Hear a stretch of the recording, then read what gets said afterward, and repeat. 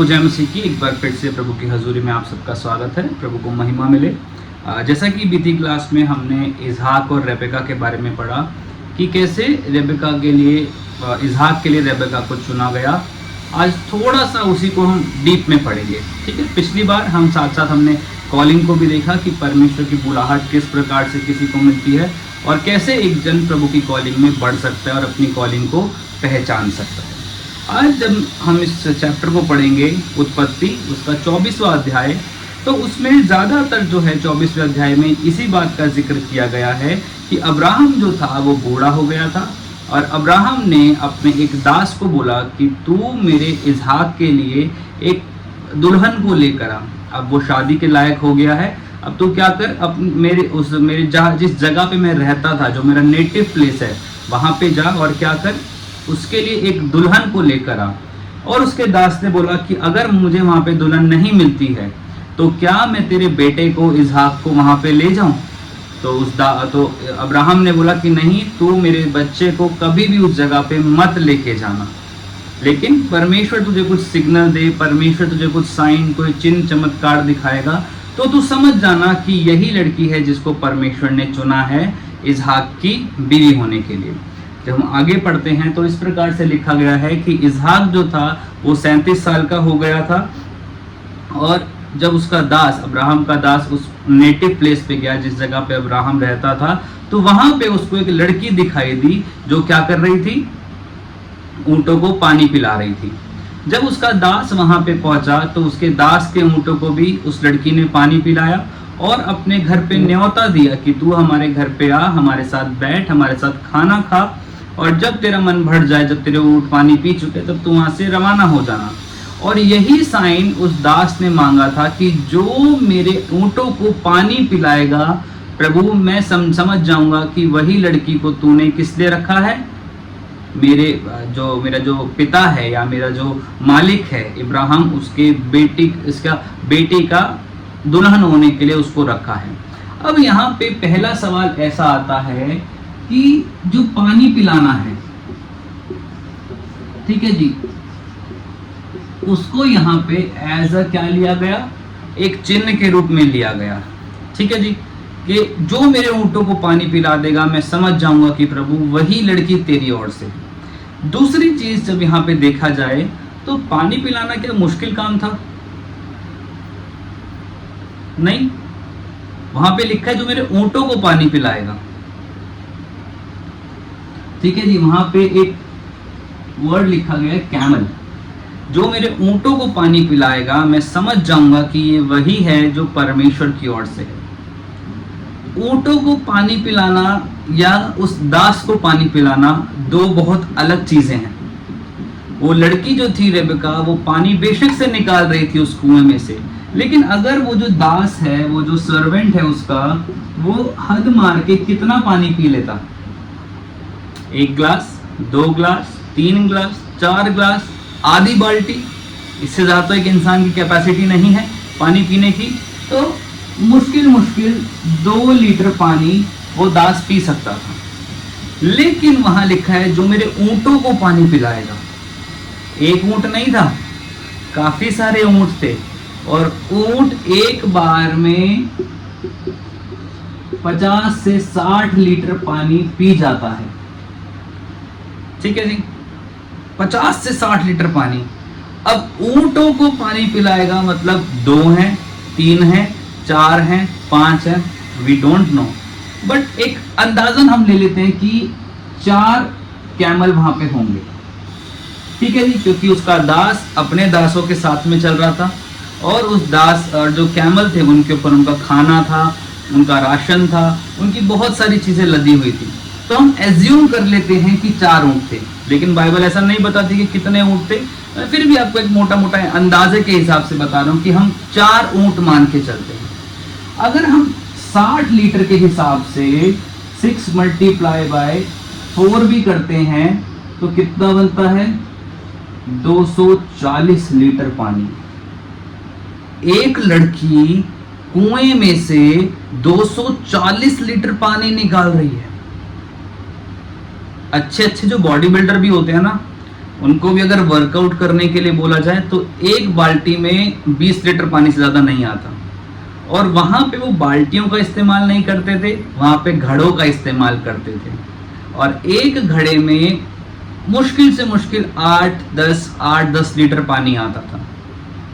तो आप सोचिए 24 से 25 बारी उस घड़े को कुएं में डालो, निकालो, ऊँटों को पानी पिलाओ, फिर आओ, फिर डालो, फिर निकालो, करते करते कितना समय लग गया होगा उस लड़की को कि मुझे जो दास मेरे सामने खड़ा है उसको भी पानी पिलाना है और उसके ऊँटों को भी पानी पिलाना है। कितनी अचंभे की बात नहीं है कि हमें लगता है कि उसने सिर्फ ये मांगा था कि जो मेरे ऊँटों को पानी पिलाएगा मैं उसको चुन लूंगा।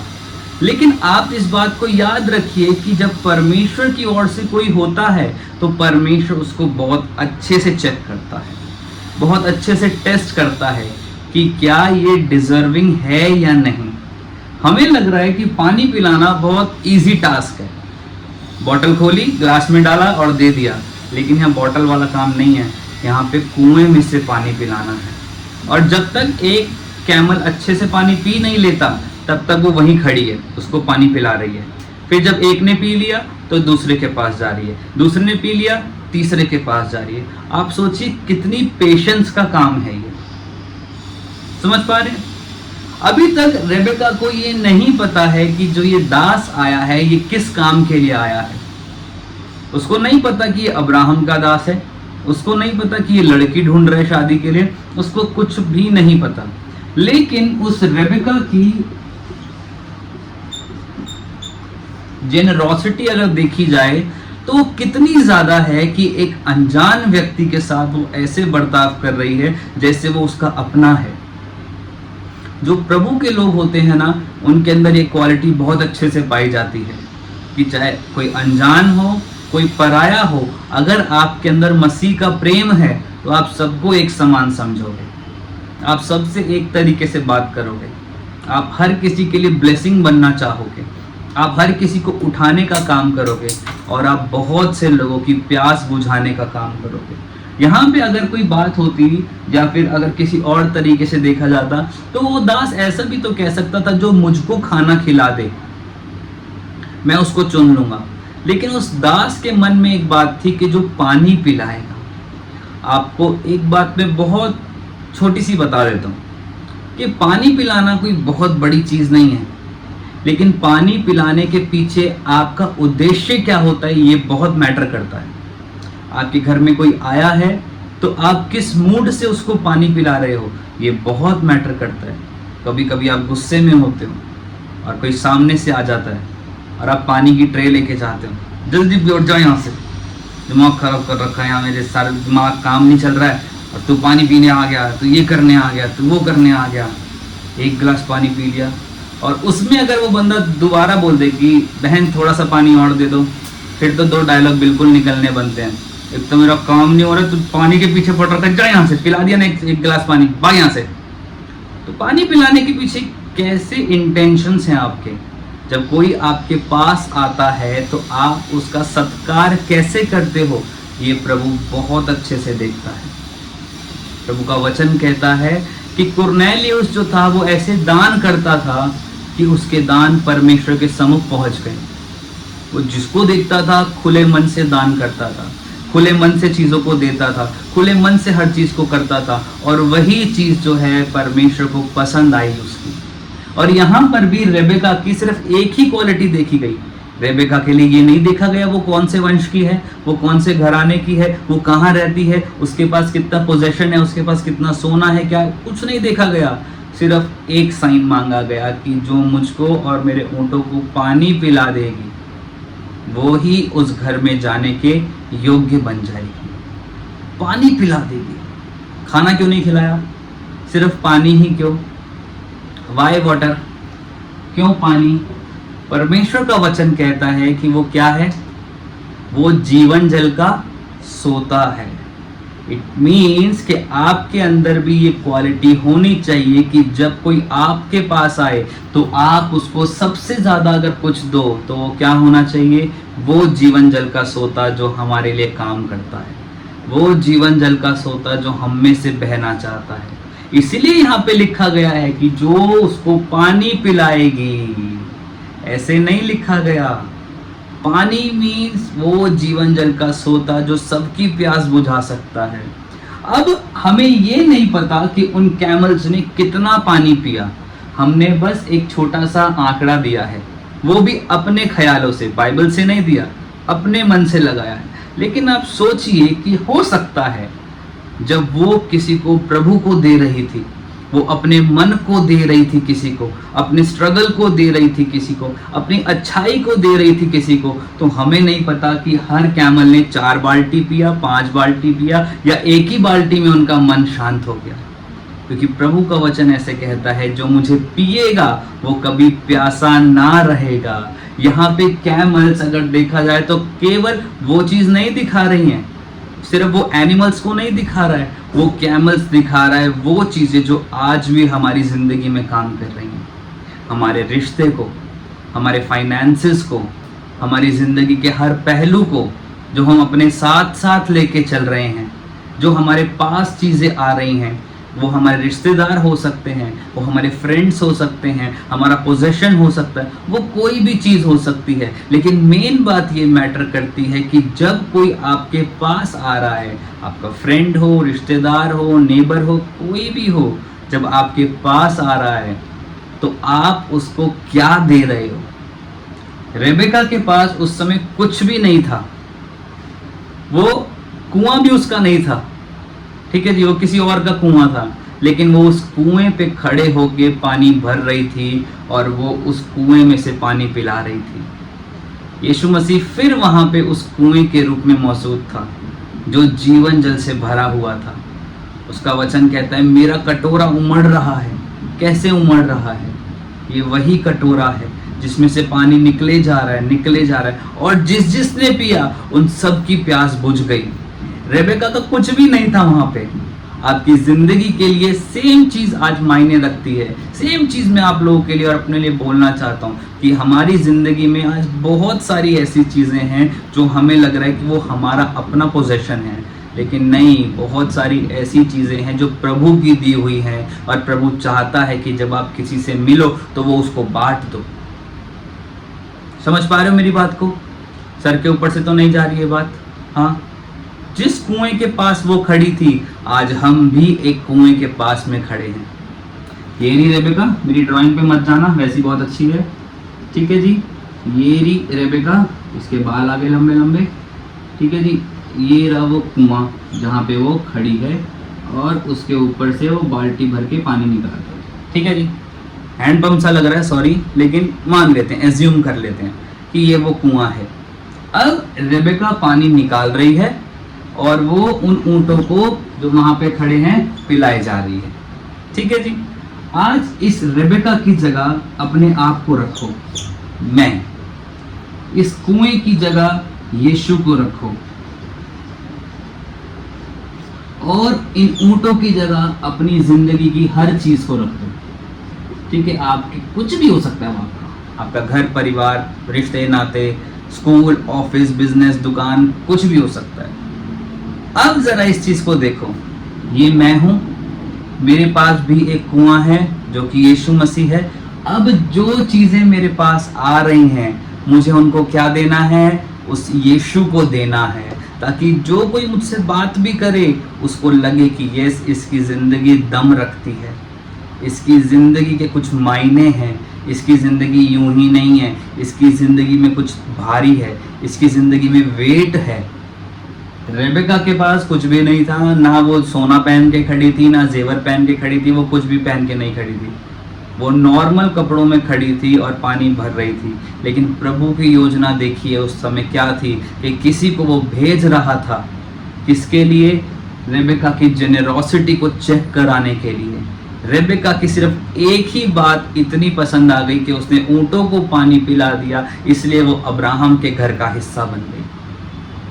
आज आपके पास जो है, जब आप उसको दोगे यीशु के नाम से, तो आप भी उस यीशु की फैमिली के हिस्सा बन जाओगे। जो आज तक हो सकता है कि आप यीशु को जानते तो थे, मानते तो थे, लेकिन अभी तक उस रिश्ते में नहीं आ पा रहे थे। लेकिन जब आप यीशु को देना शुरू करोगे अपनी ज़िंदगी से, यीशु को बांटना शुरू करोगे अपनी ज़िंदगी से, तो मैं आपको बताऊं कि बहुत सारी ऐसी चीज़ें जो आत्मा में बेजान पड़ी थी, बंजर पड़ी थी, जब आप यीशु को देना शुरू करोगे तो यीशु उन चीज़ों को आपको देना शुरू कर देगा। क्योंकि आज बहुत से ऐसे लोग हैं जो अपनी ज़िंदगी से यीशु को देना नहीं चाहते, जो अपनी ज़िंदगी से यीशु को नहीं बांटते हैं। वो समझते हैं यीशु मेरी पर्सनल जागीर है। बिल्कुल है, आप मानिए यीशु को अपनी पर्सनल चीज़, लेकिन यीशु खुद कह रहा है कि मुझे बांटो। जब तुम मुझे बांटोगे तो क्या होगा, मैं तुम्हें इंक्रीज करूँगा, मैं तुम्हें फ्लरिश करूँगा, मैं तुम्हें और ऊंचे पे लेके जाऊँगा। रेबेका के पास कुछ नहीं था, वो किसी और चीज़ में से पानी निकाल रही थी और दिए जा रही थी। आज आपके पास हो सकता है कि यीशु के अलावा और कुछ भी ना हो। आपके पास पैसा नहीं हो, रुतबा नहीं हो, शक्ल नहीं हो, परिवार ना हो, बच्चे ना सुनते हों, कुछ भी हो सकता है। आपकी पर्सनल लाइफ ठीक ना चल रही हो, आपकी मैरिड लाइफ ठीक ना चल रही हो, आपके पास कुछ भी ना हो, लेकिन मैं आपको आज बताना चाहता हूँ कि एक चीज़ आपके पास आज भी बहुत तायत से मौजूद है, भर भर के मौजूद है, वो है यीशु मसीह स्वयं खुद। जब आप उसको देना शुरू करोगे तो प्रभु दूर दूर से लोगों को लेकर आएगा और बोलेगा, यस आई वॉन्ट दिस। तुम मुझे दोगे, मैं तुम्हारी कीर्ति को बढ़ाऊंगा। जब तुम मुझे दोगे, मैं तुम्हारी प्रशंसा को बढ़ाऊंगा। जब तुम मुझे बांटना शुरू करोगे, आई विल ब्लेस यू। समझ पा रहे हो मेरी बात को? सर के ऊपर से तो नहीं जा रही है? मिटा दो इसको। चलो, तो यीशु को बांटना शुरू कीजिए अपनी जिंदगी से। जब हम आगे पढ़े तो वहाँ लिखा है कि उसने उसको पा लिया, उसने उसको खोज लिया, वो लड़की उसको मिल गई और उसने मन ही मन में जांच लिया कि ये वही लड़की है जिसको परमेश्वर ने इसहाक के लिए रखा है। ठीक है जी। तो इस प्रकार से उन्होंने रेबेका को पा लिया। मेरे साथ निकालिए उत्पत्ति 24 उसकी 62वीं आयत, 62, 24 की 62। वहां इस प्रकार लिखा गया है, इसहाक जो दक्षिण देश में रहता था, लहरोई नामक कुएं से होकर चला आता था। ठीक है, मैं ये आपको पूरी स्टोरी पता है, मैं पूरी स्टोरी के बारे में नहीं जा रहा, लेकिन जो मेन चीज है मैं वहां तक आपको लेके जा रहा हूं।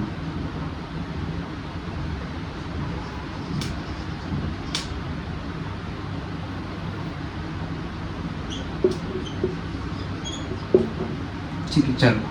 नाम है लहरोई नामक कुआं। अगर इंग्लिश में पढ़ो तो वहां लिखा गया है बीर लाहरोई। ठीक है जी। नामक कुएं से होकर चला आता था, सांझ के समय में मैदान में ध्यान करके निकला था और उसने आंखें उठाकर क्या देखा कि ऊंट चले आ रहे हैं। ठीक है, चलो अब थोड़ा सा ध्यान से सुनना। पहली चीज जो यहाँ पे दिखाई गई वो है कुआं। ठीक है जी। इंग्लिश में नाम है बीर लहरोई और हिंदी में नाम है लहरोई कुआं। ठीक है, जब वो लोग कुएं पे पहुंचे, अब बैक स्टोरी आप लोगों को पता है कि कैसे उसकी शादी हुई, कैसे उसके बाप ने अपनी बेटी का हाथ उस दास के हाथ में दे दिया कि जा इसको इसहाक से विवाह कर ले, और ऐसे ऐसे चीजें चल के आगे बढ़ी। ठीक है जी। जब वो हो गया पूरा तो ये लोग वापिस आ रहे हैं। ठीक है जी, ये डोली लेकर आ रहे हैं। लड़की आ रही है, लेकिन लड़के को ये नहीं पता लड़का दिखता कैसा है, लड़के को नहीं पता लड़की कैसे दिखती है। दोनों किसके भरोसे हैं? प्रभु के भरोसे। ठीक है जी। अब जो दास उनको लेकर आ रहा है वो इसहाक को दिखाई दे गया। इसहाक ने देख लिया कि ऊंट आ रहे हैं, तो इसहाक क्या करेगा? इसहाक खुश हो गया। ठीक है जी। जब खुश हुआ तो कहाँ पे था वो बड़ी मेन चीज है। वो इस कुएं के पास था जिसका नाम था बीर लहरोई। ठीक है जी, जिसका हिब्रू में मतलब होता है the well of the living one who sees me. ऐसा कुआं जो किसी जीवित का है जिसने मुझे देखा है। और ये वही जगह थी जहां पर हाजिरा को परमेश्वर ने दर्शन दिया था और हाजिरा ने परमेश्वर का नाम यहोवा ईर एल रोई रखा था। ठीक है जी। उत्पत्ति 16 का 7 से 14 तक पढ़ो तो वहां पे इस बात को लिखा गया है कि ये वही जगह है, ये जो लहरोई कुआं है ये वही जगह है जहां पे हाजिरा ने परमेश्वर का नाम एलरोई करके रखा था, जिसका मतलब होता है the well of the vision of life. ठीक है जी। यहाँ पे जो बात हम कर रहे हैं the well of the living one who sees me, ऐसा कुआं जो एक जीवित परमेश्वर का है या एक जीवित चीज का है जिसने मुझे देखा है। अब यहाँ पे क्या दिख रहा है उसको? इसहाक को दिख रहा है कि दूर से मेरी बीवी चल के आ रही है। दूर से कौन चल के आ रहा है? ऊंटों का काफिला चल के आ रहा है, मेरी बीवी चल के आ रही है। दूर से दिख नहीं रही है उसको, छोटे छोटे ऊंट दिख रहे हैं, but he was very excited. वो बड़ा एक्साइटेड हो गया कि यस, मुझे मेरी बीवी मिलने जा रही है, मुझे मेरी बीवी दिख रही है। अगर हम 63rd आयत पढ़े तो वहां पे ऐसा लिखा है, Isaac was praying when he sees camel. Isaac जो है क्या कर रहा था? प्रार्थना कर रहा था उस समय जब उसको उस कैमल जो ऊंट जो है उसे दिख रहे हैं। आप सोचिए आत्मा में भी एक जन कितना अलर्ट है। अगर वो आंख खोल के प्रार्थना कर रहा है तब भी वो अलर्ट है, वो प्रभु के साथ जुड़ा हुआ है। आज हमारे को एक चीज बड़ी बोली जाती है, प्रार्थना कर रहे हो तो आंखें बंद करो। सुना है आपने? चर्चेस में बोलते हैं बात, प्रार्थना करो आंखें बंद करो, आंखें बंद करो। क्यों करनी है आंखें बंद? क्यों करते हो आप आंखें बंद? ताकि आप परमेश्वर पे फोकस कर सको, आप अपनी प्रार्थनाओं पे फोकस कर सको। लेकिन यहाँ पे उसकी आंखें खुली हुई हैं। इट मीन्स वो परमेश्वर के साथ फोकस्ड है, साथ ही साथ वो दुनिया की चीजों को भी देख पा रहा है कि मुझे क्या करना है। जब वो प्रार्थना कर रहा था तो उसको कैमल दिखने लग गए, उसको ऊंट दिखने लग गए। कितनी प्यारी बात है कि जब कोई प्रार्थना कर रहा है, जो कोई अपनी प्रार्थनाओं में है, उसको अपनी ब्लेसिंग आते हुए दिख रही है। कभी ऐसा हुआ है आपके साथ कि आप प्रार्थना कर रहे हो और आपको अपनी ब्लेसिंग आती हुई दिख रही है? कितना सुनहरा मंजर होता है वो, कितनी सुनहरी चीज़ होती है वो। मैं अभी थोड़े दिन पहले की बात आपको बताऊं तो मुझे मेरे बेटे का 6 महीने का बर्थडे करना था और जितना उसके लिए चाहिए था उतना मेरे अकाउंट में नहीं था।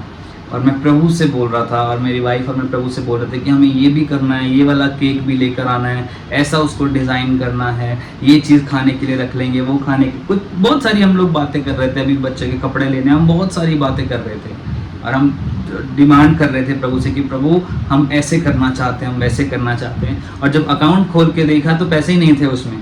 और हमने बड़े सपने सजाए थे कि प्रभु ऐसा करेंगे वैसा करेंगे, लेकिन प्रभु कुछ भी नहीं है। लेकिन हमारा विश्वास ये था कि अगर हमने सोचा है अपने बच्चे के लिए, जब ये बच्चा प्रभु ने दिया है तो उसकी चीज़ों को भी प्रभु ही मुहैया कराएगा। और अपने सारे सपने सजा लिए। हम कह रहे हैं कि हम तीनों के तीनों एक जैसे कपड़े पहनेंगे, बेस्ट चीज़ करेंगे, ये करेंगे, लेकिन अकाउंट पे ध्यान दो तो एक शर्ट लाने के भी पैसे नहीं थे। हम प्रार्थना कर रहे थे, उसी समय एक पेटीएम बजा। एग्जैक्ट अमाउंट जितना हमें चाहिए था और उस अमाउंट का जितना हमें टाइथ डालना था, एग्जैक्ट अमाउंट हमारे हाथ में आया। हमारी बात करते हुए, हमारी प्रार्थना करते हुए मेरी वाइफ और मैं वहाँ उस जगह पे रोने लग गए। हमने बोला प्रभु ये केवल और केवल तू कर सकता है और कोई नहीं कर सकता प्रभु, क्योंकि हमें टाइथ निकालना भी बड़ा ज़रूरी है। अगर उतना ही पैसा आ जाता, उसमें से टाइथ निकालते तो पैसा कम पड़ जाता।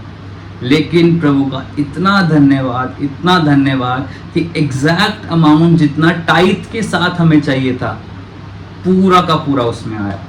और हमने प्रभु का इतना धन्यवाद किया, इतना धन्यवाद किया। और उस समय हमने देखा कि हम प्रार्थना कर रहे हैं और हमारी ब्लेसिंग आ रही है और हम खुशियों के आंसू हमारी आंखों में थे।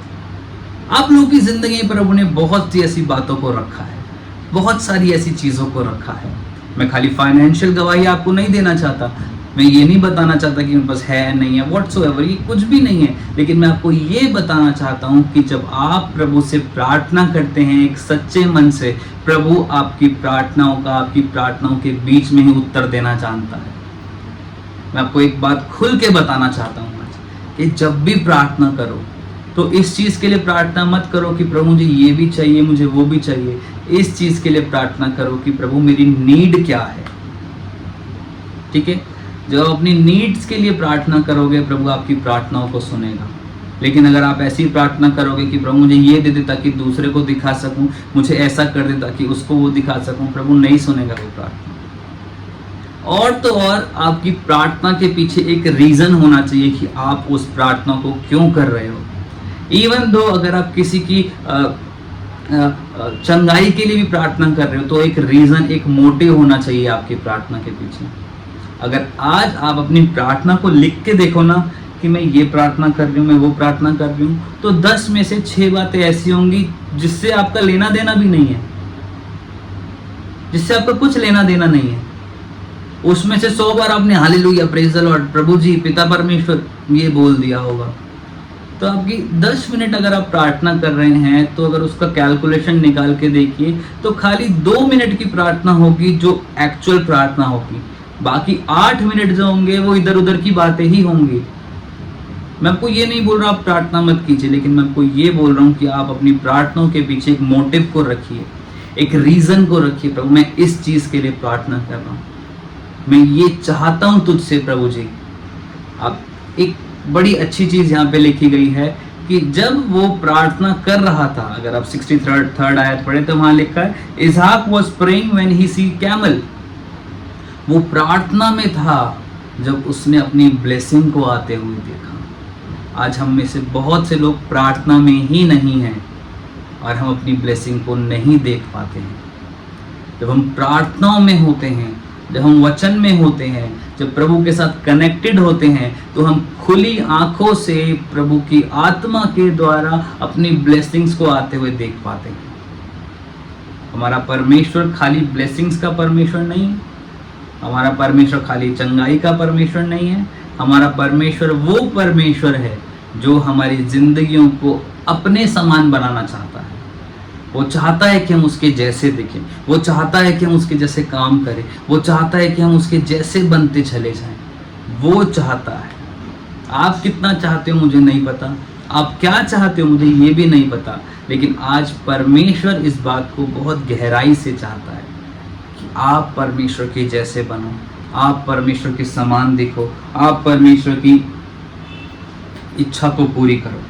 अगर हम आगे बढ़े 64वीं आयत में तो यहाँ लिखा है seeing such a spiritually exalted man Rebecca immediately dismounted from her camels and asked who he was. जब रेबेका ने देखा कि सामने एक व्यक्ति खड़ा है, वो प्रार्थना कर रहा है, तो वो नीचे उतर के आ गई और 65 आयत में लिखा है उसने पूछा ये कौन है। कितनी अजीब सी बात है ना, ये अपने दूल्हे को नहीं पहचानती, वो दूल्हा इंतजार कर रहा है, वो नहीं पहचानती ये कौन है। लेकिन उससे पहले एक बड़ी प्यारी बात हुई कि जब इसहाक प्रार्थना कर रहा था, उसकी प्रार्थना को देख के वो जो रेबेका है रुक गई और वहां से नीचे आ गई। आपकी प्रार्थना ही आपकी ब्लेसिंग्स को नीचे उतरने पे मजबूर कर देती है। समझ पा रहे हो आप मेरी बात को? आपका गिड़गिड़ाना, आपका रोना ये एक अलग बात है, लेकिन आपका प्रेयर में होना आपकी ब्लेसिंग्स को मजबूर कर देता है मेरे पास आओ। आपका परमेश्वर के साथ एक गहरा रिश्ता आपकी ब्लेसिंग्स को मजबूर कर देता है कि नीचे आओ। जो रेबेका थी वो एक ब्लेसिंग थी, किसके लिए? इसहाक के लिए। इसहाक क्या कर रहा था? इसहाक वहां पे प्रेयर कर रहा था, ठीक है जी। अब प्रेयर के द्वारा ही जो है ब्लेसिंग को मजबूर नीचे उतर के आना पड़ा और पूछना पड़ा ये कौन है। आज हो सकता है बहुत सी ब्लेसिंग्स आपके लिए नहीं रखी हूं, एकदम मुंह पे बोल रहा हूं आपके बात में, आपको अच्छा नहीं लगेगा इस बात को। आज हो सकता है बहुत सी ब्लेसिंग्स आपके लिए ना रखी हों, आपके लिए प्रभु के प्लान्स छोटे हों, आपको लगता हो कि मेरी जिंदगी से तो क्या ही हो सकता है। लेकिन अगर आप प्रेयरफुल इंसान हैं, अगर आप प्रार्थनाओं में रहने वाले इंसान हैं, तो बहुत सी बार ऐसा होगा कि जो ब्लेसिंग्स आपके लिए होंगी भी नहीं, प्रभु मजबूर कर देगा उनको आपके पास आने के लिए। प्रभु मजबूर कर देगा आपकी प्रेयर्स के द्वारा कि नहीं ये तो इसको मिलनी ही चाहिए, क्योंकि शायद मैंने इसको उतना नहीं दिया जितना ये डिजर्व करता था, लेकिन अब इसका समय है कि मैं इसके ऊपर अपनी आत्मा उंडेलूंगा। मैं इसके ऊपर वो चीज़ों को रखूंगा जिसको दुनिया देखेगी, बोलेगी ये इसके पास कैसे आ गया। वो आपका आत्मिक स्तर हो सकता है, आपकी प्रेयर लाइफ हो सकती है, आपकी स्पिरिचुअल लाइफ हो सकती है, आपका वचन पढ़ना हो सकता है, वो कुछ भी हो सकता है। याद रखिए, अगर आप प्रार्थना करने वाले व्यक्ति हैं, अगर आप प्रार्थनाओं में रहने वाले व्यक्ति हैं, तो प्रभु बहुत सी बार ब्लेसिंग्स को मजबूर कर देगा आपके पास आने के लिए। ठीक है जी। तो मोटी मोटी बात यही है कि प्रेयर्स ब्लेसिंग को नीचे आने पर मजबूर कर देती है। अगर 65वीं आयत पढ़े, 65th आयत पढ़े, तो वहां पे लिखा है जब वो नीचे उतर के आई, उसने पूछा ये कौन है, तो उसने क्या किया, एक वेल डाल ली अपने ऊपर। ठीक है, जैसे सिस्टर ने चुन्नी पहन रखी है, वैसी चुन्नी को उसने अपने मुंह के ऊपर डाल लिया। क्यों? इतने सारे आदमी थे तब तो डाला नहीं, अब क्यों डाल रही है? अब अपने पति के सामने आ गई है तो क्यों डाल रही है, पहले क्यों नहीं डाला था? बताइए, कुछ आप बताइए, आपको क्या लगता है इससे?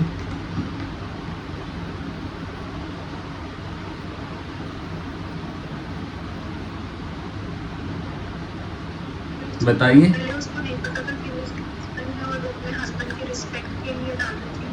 ठीक है, बहुत बढ़िया। Respect, as a symbol of respect उसने उस वेल को डाल लिया। बहुत बढ़िया। और कुछ?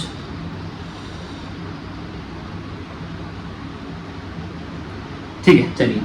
तो जो वेल है, जो घूंघट करना होता है, वो दिखाता है ग्लोरी को, ठीक है, महिमा को, कि जब वो अपने पति से मिलने गई है तो as a symbol of respect, as a token of respect उसने अपने फेस को ढक लिया है, ताकि जब मेरा पति मुझे देखे तो कोई और ना देख पाए। वैसे ही अगर हम देखें तो यीशु मसीह ने अपनी कलीसिया को क्या कहा है? यीशु मसीह इस बात को कहता है कि जो कलीसिया है वो कौन है? वो मेरी दुल्हन है, वो मेरी ब्राइड है। और जब ब्राइड ग्रूम के पास आती है, जब दुल्हन दूल्हे के पास आती है, तो it should be covered with the well of glory. उसको उस महिमा की ग्लोरी में कवर्ड रहना पड़ता है। जब अगर कोई भी शादी हो, अगर किसी भी डिनोमिनेशन में शादी हो, तो किसी में भी ऐसा नहीं होता कि घूंघट नहीं होता।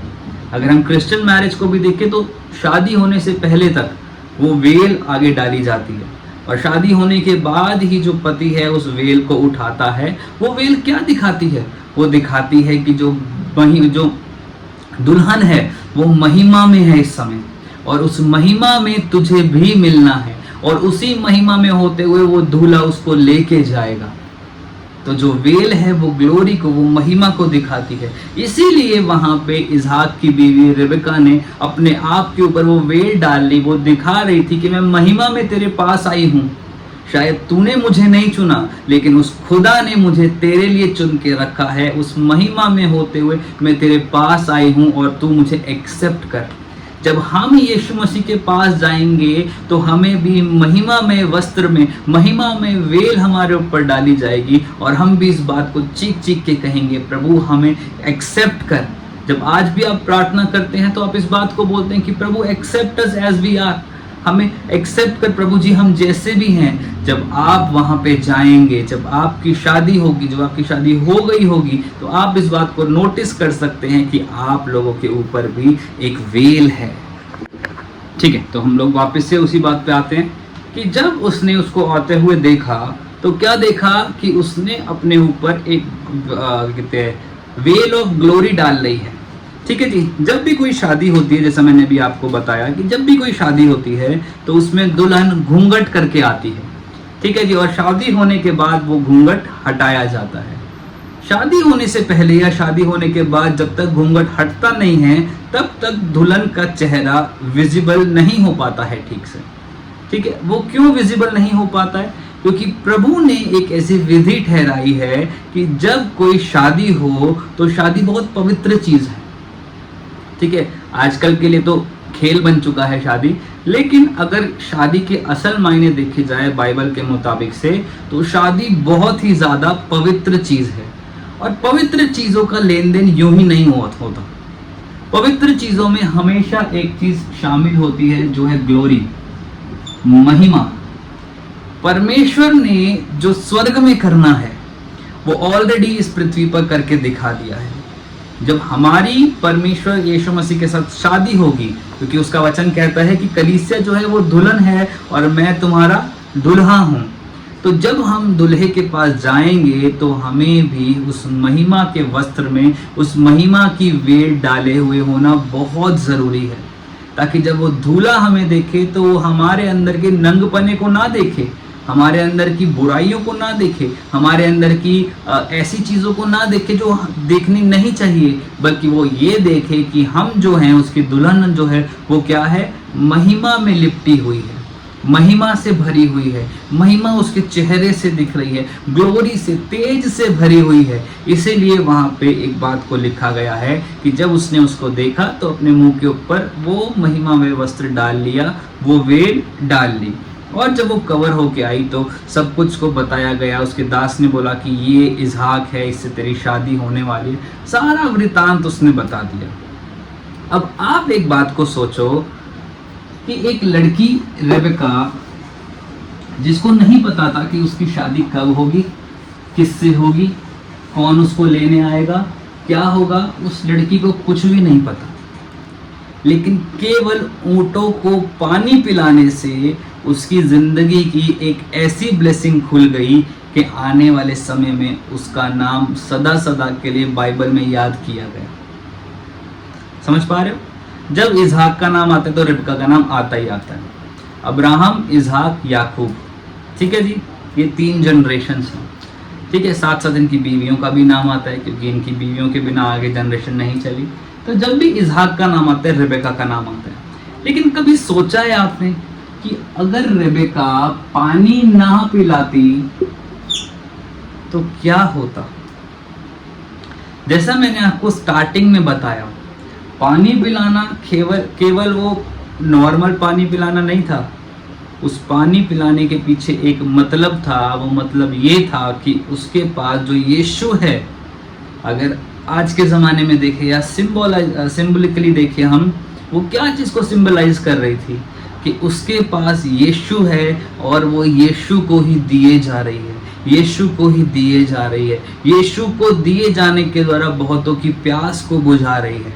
सेम बात जो मैंने पहले बताई थी, अब मैं सेम बात आपको फिर से बता रहा हूँ कि शायद आपको लग रहा होगा कि आपके पास कुछ भी नहीं है, आप ऐसे हाल में हो कि आप किसी को कुछ भी नहीं दे सकते हो, लेकिन याद रखिए आपके पास यीशु है।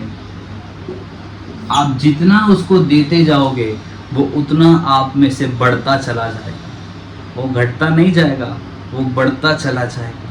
रेबेका ने सिर्फ एक चीज़ दी थी, वो थी वो पानी, जिसने ऊँटों की भी प्यास बुझाई, उस दास की भी प्यास बुझाई।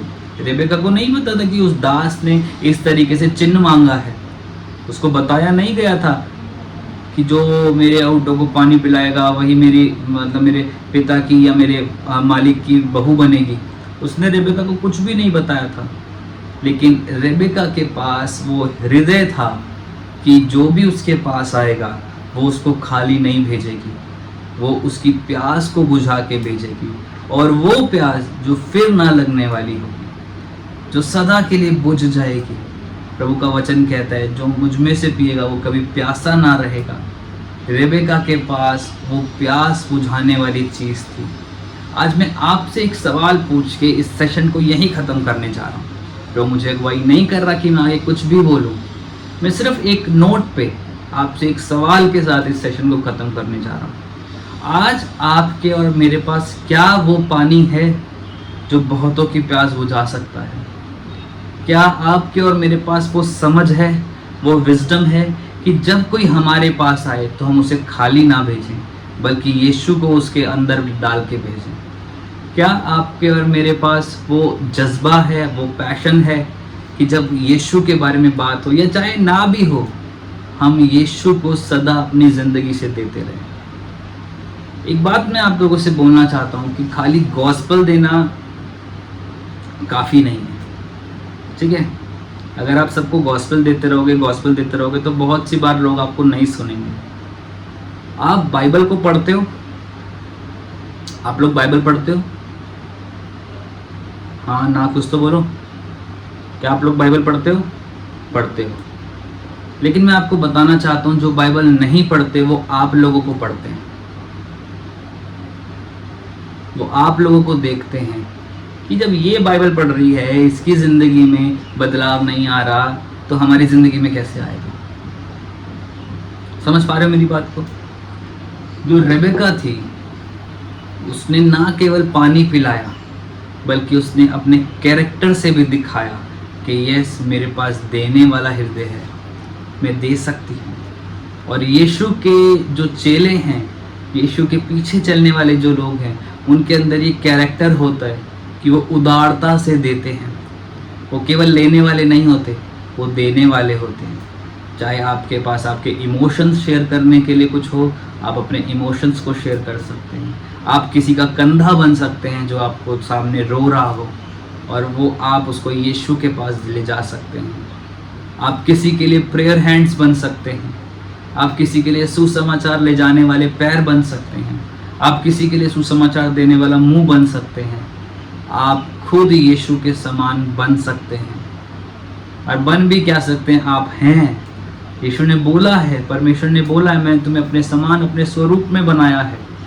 आप हो सकते हैं वैसे, लेकिन ज़रूरत है आज इस बात को समझने की कि शायद आपके पास रिसोर्सेज नहीं है, लेकिन जो भी आपके पास है, क्या आप विलिंगली उन चीज़ों से यीशु को दे सकते हैं? मेरी ज़िंदगी में जब मैंने ये क्लास स्टार्ट करी, मेरे पास कुछ भी नहीं था। मेरे पास एक अच्छा फ़ोन भी नहीं था। एक लैपटॉप था जिसमें 2 मेगापिक्सल का कैमरा था, और कभी कभी वो लैपटॉप भी नहीं चलता था, लेकिन उसी से मैंने स्टार्ट किया। मैंने जब प्रभु ने मुझे बोला कि तुझे ये स्टार्ट करना है, मैंने बोला प्रभु मेरे पास कुछ भी नहीं है, कुछ भी नहीं है, ना कैमरा है, ना माइक है, कुछ भी नहीं है। मैं कैसे किसी को तुझे दे सकता हूँ? मैं कैसे ये स्टडी करा सकता हूँ? तो प्रभु ने विजडम दिया। ये लैपटॉप पड़ा, जैसा भी चल रहा है इस्तेमाल कर। एक लीड पड़ी थी, उस लीड को लिया, उसका माइक यहाँ पे दाढ़ी में ऐसे अटका लेता था, और फिर वो माइक बन जाता था मेरा। और फिर मैंने उससे स्टार्ट किया। आपके पास छोटे से छोटा जो भी हो सकता है, क्या आप विलिंगली यीशु को उससे दे सकते हैं दूसरों को? एक प्रचारक ने बहुत सुंदर बात कही है कि शैतान ने सेब को देके अपना राज्य बढ़ा लिया। शैतान ने एक सेब को देके अपना राज्य बढ़ा लिया। आज दुनिया में इतने सारे सेब हैं, क्या आप एक सेब देके यीशु का राज्य नहीं बढ़ा सकते? बढ़ा सकते हो? नहीं बढ़ा सकते? कि एक सेब से शैतान ने पूरी दुनिया के ऊपर टेक ओवर कर लिया। लेकिन आज दुनिया में इतने सारे सेब के पेड़ हैं, आप किसी को प्यार से एक सेब दे के बोल सकते हो, भाई बहन, यीशु आपसे प्यार करता है, यीशु ने आपके लिए जान दी है, यीशु आपसे बात करना चाहता है। 4 बातें, यही गॉस्पेल है। प्रभु आपको ठीक कर देगा, आप चर्च में आ जाओ, प्रभु आपके साथ ऐसा कर देगा, आप चर्च में आ जाओ, ये गॉस्पेल नहीं है। ये कभी गॉस्पेल नहीं था। जब चेलों ने यीशु का प्रचार किया तो ये नहीं किया कि यीशु चंगा करता है, यीशु खाना देता है, यीशु ऐसा करता है, यीशु नौकरी लगवा देता है, यीशु शादी करा देता है। ये प्रचार नहीं किया चेलों ने। जब पतरस और यूहन्ना उस मंदिर के पास थे और एक भिखारी उसके पास आया, वो उसको देख रहे हैं, भिखारी मांग रहे कुछ तो दे दे। पतरस ने बोला मेरे पास कुछ नहीं है, लेकिन मेरे पास यीशु है, आज मैं वही तुझे दे दूंगा। पढ़ा है बाइबल में आप लोगों ने? आपके पास शायद कुछ नहीं हो सकता, लेकिन यीशु आपके पास है। क्या आप विलिंगली अपने आप से उसको दे सकते हैं? अगर आप दे सकते हैं उसे, तो आइए अपनी आंखों को बंद करेंगे और हम लोग प्रार्थना करेंगे। Hallelujah, we welcome you ji.